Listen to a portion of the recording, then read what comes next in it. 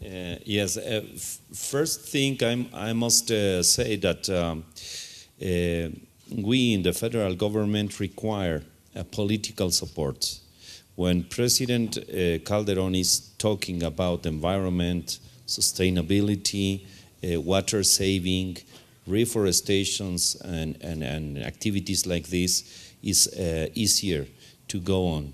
What we have been doing in all the federal offices of the federal government is how to reduce the costs of electricity, energy in general, water consumption, paper consumption, but at the same time, we are working in the private sector to have all these advances, all these reports. And what we want is to really prepare the private sector for the carbon market.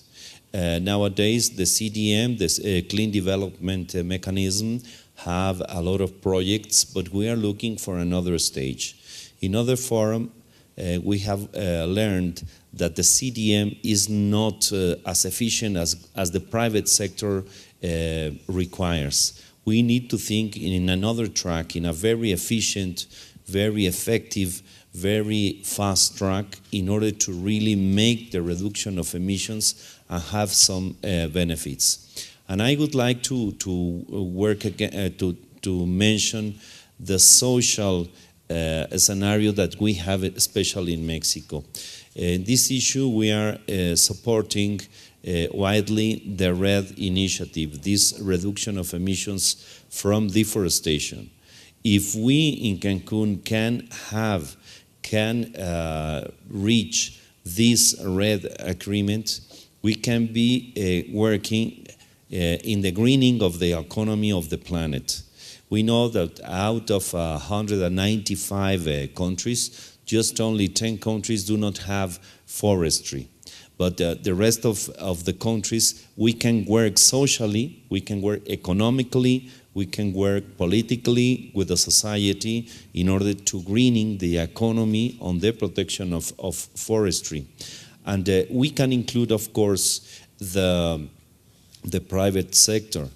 10 years ago in Mexico, many people from the private sector began to make the forestry commercial plantations, and now they are exporting this harvesting to Europe, to USA, to Canada, with a very good quality.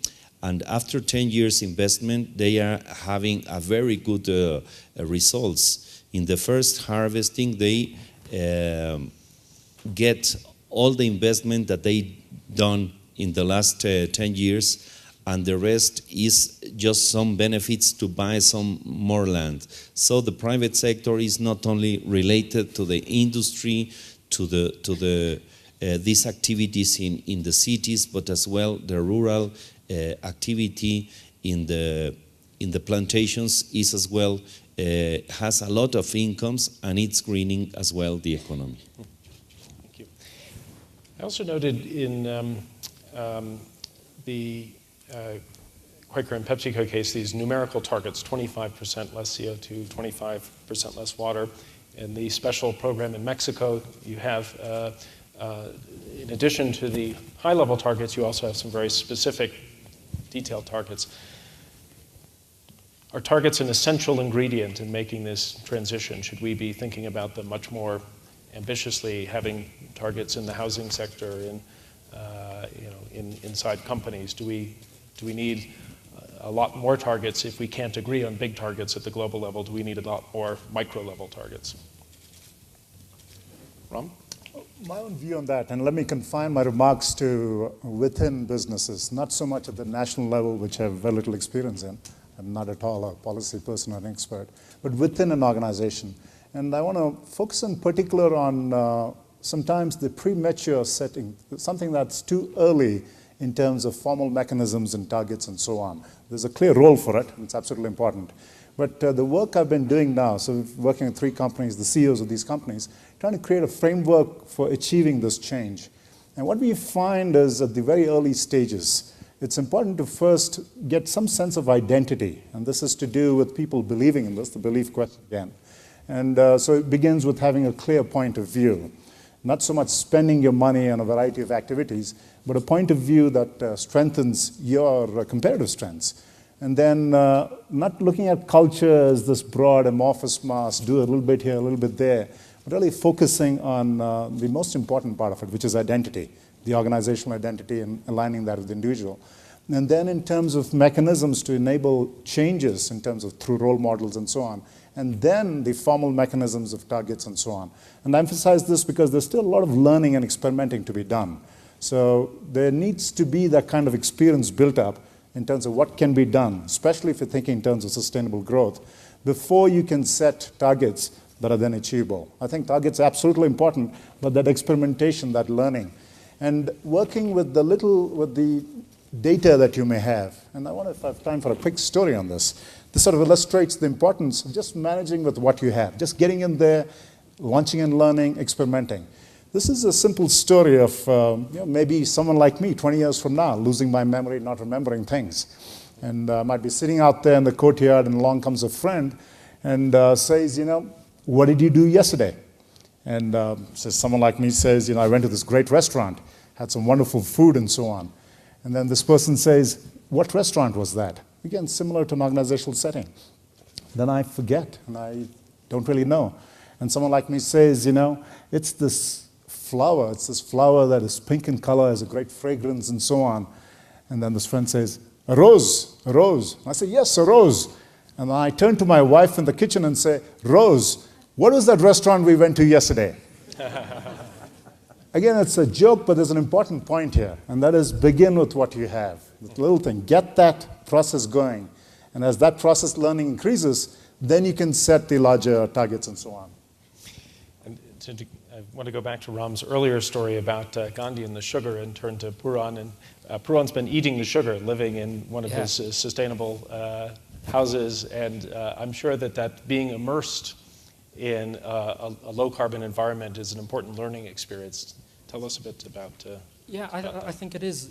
And it's important, to quote Mahatma Gandhi again, to become the change we want to see in the world. And if we want a sustainable world, we better become sustainable people. Now, on that, we were talking about targets, and targets have their place, but I'm not a great fan of targets. Because I think actually we won't manage our way to sustainability. We'll actually create new ways of doing things. So, we talk about decarbonising our grid, our electricity grid or whatever, but basically what we need to do is move to a zero carbon future. We know that has to be our target ultimately, which means we have to invest, in renewable energy.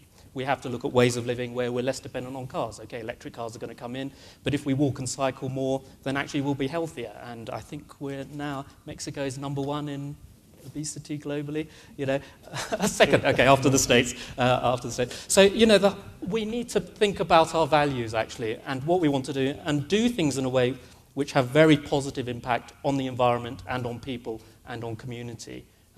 So I think it's about values. I'm going to turn it over to the audience for questions in just a moment, but I'm wondering if you'd like to come in on that. Is it values or targets, or is there a way we can... I am a big fan of having a vision and mindset as the starting point, but I also see the power of targets. However, a target can be an internal number that means something to a small number of people. I think when targets get transformed to something much more powerful is when you make them public and when you announce them formally, in that they become part of your operating principles, of your philosophy. I think that's when things really get creative, beyond the trap of the targets, beyond the trap of the lip service, because that is another big trap. All of us can feel very good doing something very small, very well, and we feel very good. And we can talk about it to our friends and to our business colleagues and everything. But to get to the level of real, bold solutions, you have to go well beyond that. And I would just emphasize the power of enlisting your organizations. Us, PepsiCo in Mexico, we have 65,000 employees, and we can touch the lives of 1 million small mom and pops out there.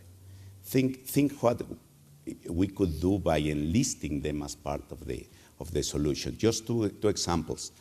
The largest biscuits plant in Latin America is in Celaya. There are 2,500 people working there, and they have committed as a whole team to have that plant being net zero in water, landfill, and CO2 by offsetting, recovering energy and offsetting via our partnership with Pro Natura, an NGO in Mexico that protects forests in Oaxaca in a sustainable way.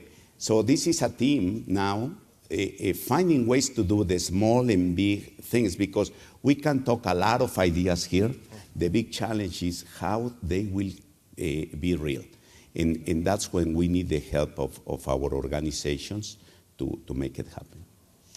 We've had a fairly, I'd say, philosophical discussion so far, quoting Gandhi, talking about changing mental models, how we change culture and beliefs.